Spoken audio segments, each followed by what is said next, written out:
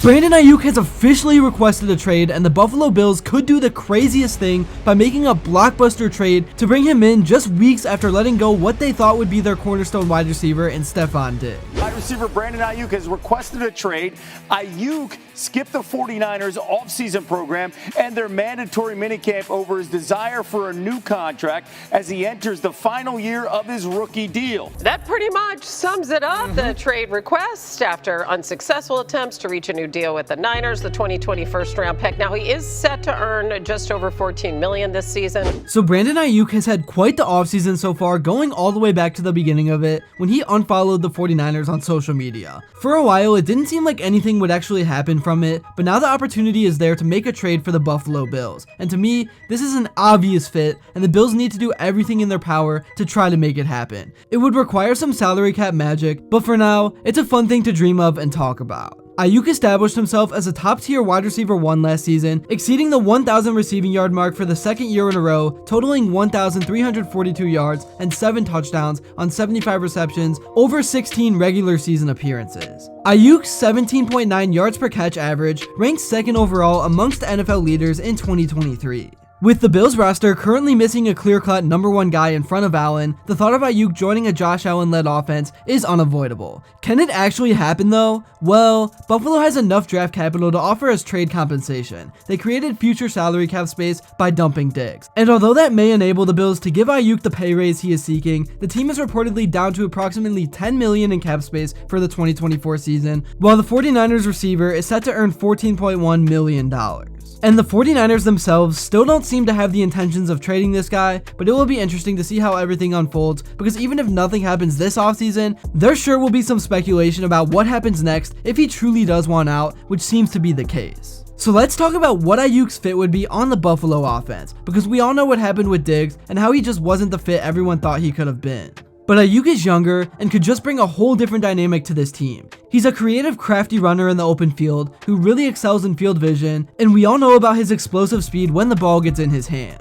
I just think he could really open up this Buffalo offense and would be a great player for all the young talent they have to play behind and learn from. And with Josh Allen still being dead in his prime, you really don't want to go a season without a number 1 receiver for him to throw to. But if that's the case, I don't think the Bills are totally screwed, because I do actually like the young talent they have on this team, which I'm going to talk about later. But I definitely don't think with this current team that you can expect big things from the Bills this upcoming season without Aiyuk. But honestly, I see the vision and the future the front office is building towards, and they did what so many teams don't do in getting rid of a guy like Diggs to sort of rebuild with young talent, even with Josh Allen still under center. Many teams would settle with being a first or second round exit just to keep their star talent when it's clear it isn't working. According to Bills insider Howard Simon, when the Bills showed up to training camp the last 3 years, I was convinced they were good enough to win the Super Bowl. I don't have that same feeling right now heading into the 2024 season. There were just too many key player losses this offseason, which has left me with a number of questions and concerns.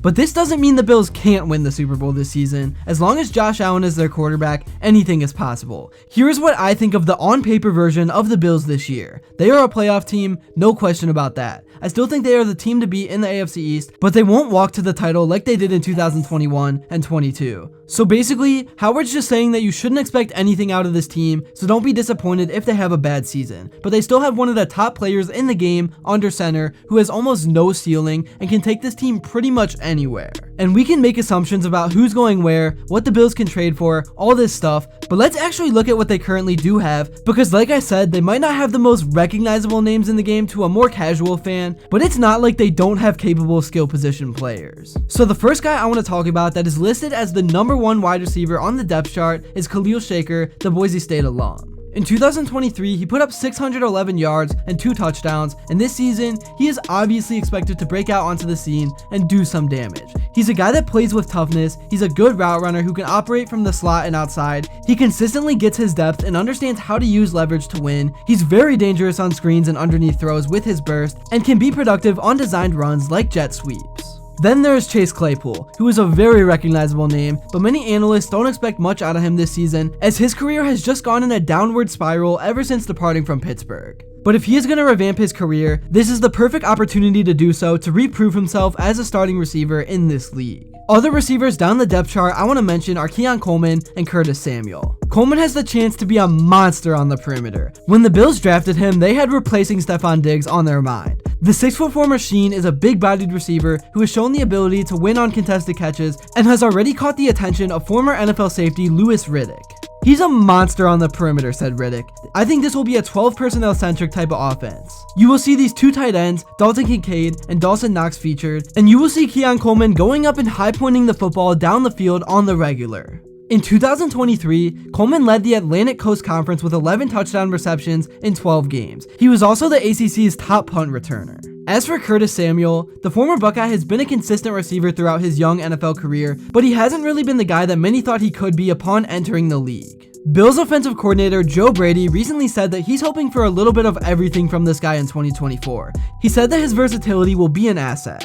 Samuel posted 1,051 scrimmage yards with the Carolina Panthers and was bound for free agency, where he found a new lucrative deal with Washington. However, he has yet to rediscover his 2020 form, but there's reason to believe that he could as a member of the Buffalo Bills.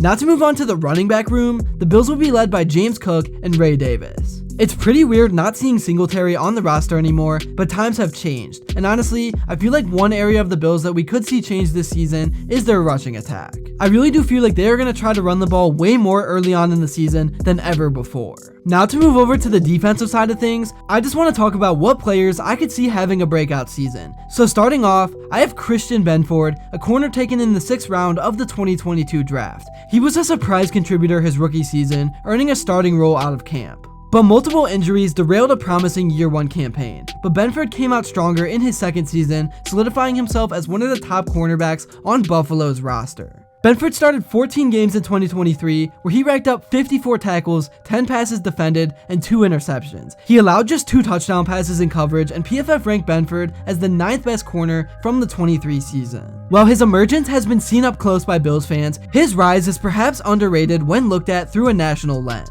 Among PFF's top 9 graded corners for 2023, Benford was just one of 3 players in that group to not have an All-Pro or Pro Bowl selection. Buffalo's coaching staff and fellow cornerbacks have all spoken highly of Benford's mental approach and work ethic. "That's my guy. I like the way he comes to work every day," Rasul Douglas said of Benford. "He plays hard, he practices hard, and he talks to you and lets you know what he sees from his perspective and what you see, and you just kind of bounce ideas off each other."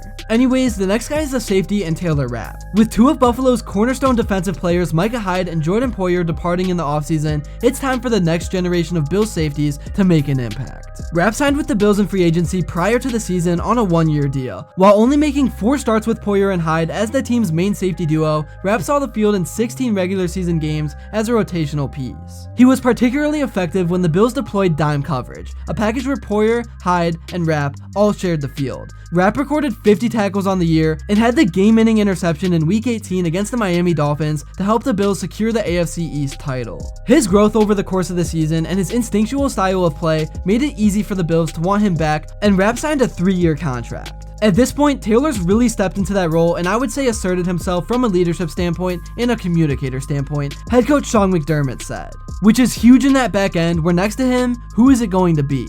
The Bills also added Mike Edwards and Dee Delaney in free agency, along with Cole Bishop in the draft, to shore up their safety room. Rapp will still have to earn his starting role during training camp, but his knowledge of Buffalo's defense and his leadership skills make him a candidate to contribute in a big way in 2024. So yeah, it's definitely going to be interesting to see what this defense can do next season, so let me know how you feel about the unit in the comments below. The Bills really could be in for a wild ride in 2024, so I think it's safe to say that you can expect the unexpected. Thank you all for watching, make sure to like and subscribe, and I will see you all in the next one.